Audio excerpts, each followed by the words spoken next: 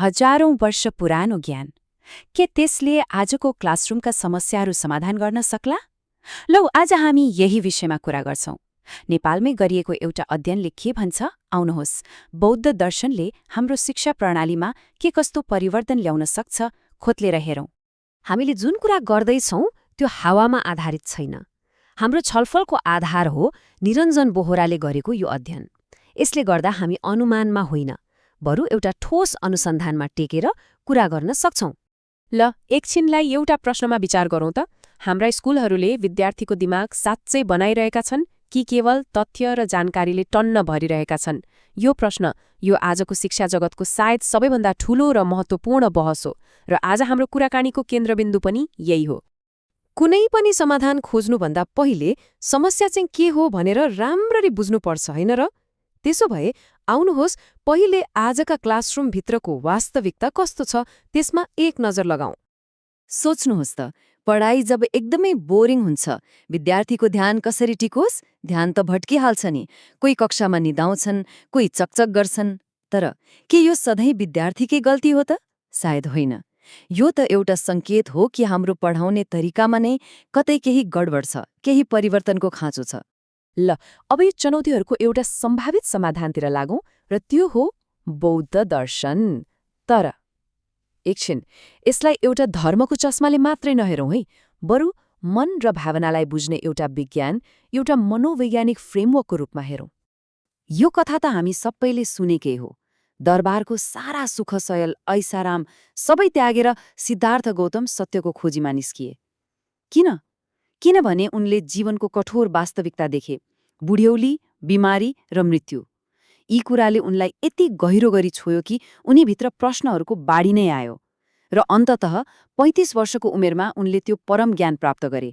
एउटा राजकुमारबाट बुद्ध बन्ने यही यात्रा हो, यही यात्रा नै उहाँको दर्शनको जग बन्यो। बौद्ध दर्शनको सुरुवात एउटा यस्तो सत्यबाट हुन्छ जुन सुन्दा अलिक कठोर लाग्न सक्छ, तर एकदमै महत्त्वपूर्ण छ। जीवनमा दुःख छ। अब यो सुनेर कस्तो निराशावादी कुरा भनेर नसोचौँ है। यो त समस्यालाई जस्ताको तस्तै स्वीकार्नु हो।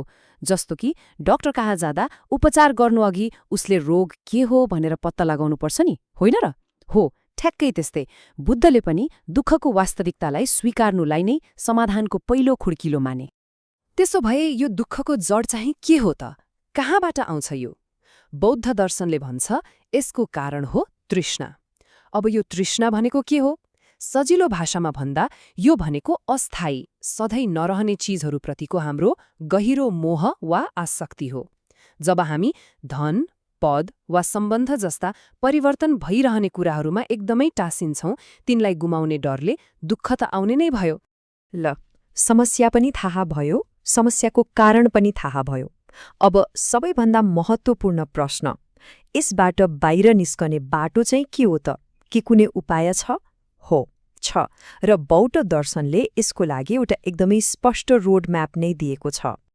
यो 4 आर्य सत्यलाई हामीले फेरि त्यही डाक्टरको उदाहरणबाट बुझ्न सक्छौं।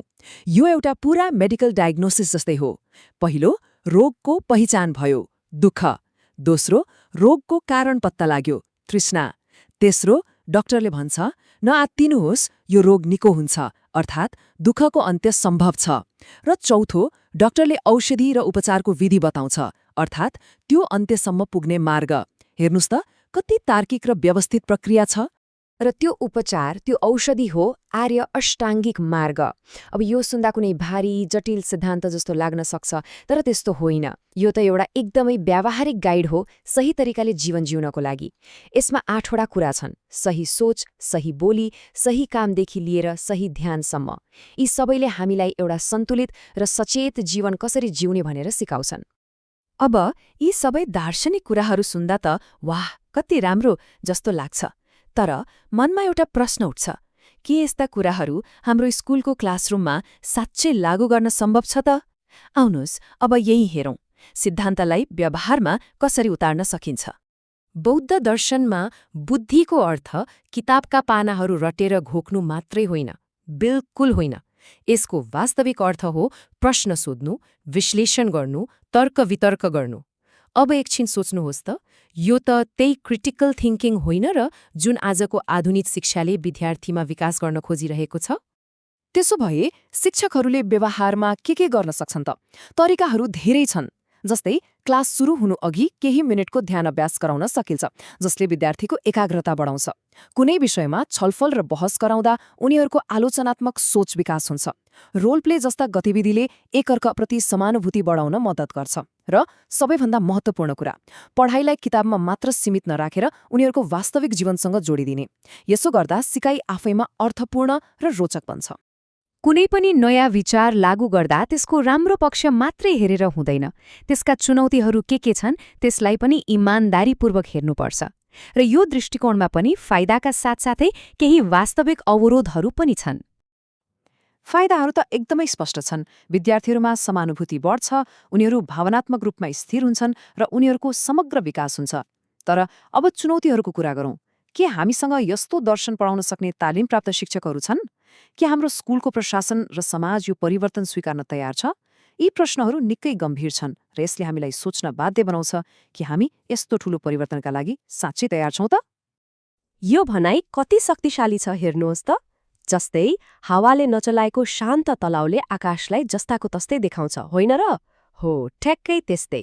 यो अभ्यासको लक्ष्य भनेको पनि मनलाई त्यस्तै शान्त र स्थिर बनाउनु हो, ताकि यसले संसारलाई कुनै पनि पूर्वाग्रह बिना जस्तो छ त्यस्तै देख्न सकोस्। यही मानसिक स्पष्टता नै गहिरो बुझाएको जग हो।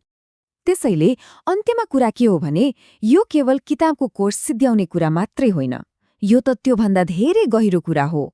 यो त विद्यार्थीहरूको हातमा यस्तो एउटा मानसिक औजार थमाइदिनु हो जसले उनीहरूलाई जीवनभर स्पष्ट सोच्न, दयालु व्यवहार गर्न र संसारलाई गहिरोसँग बुझ्न मद्दत गरोस्। अन्त्यमा एउटा प्रश्न छोडेर जान्छु।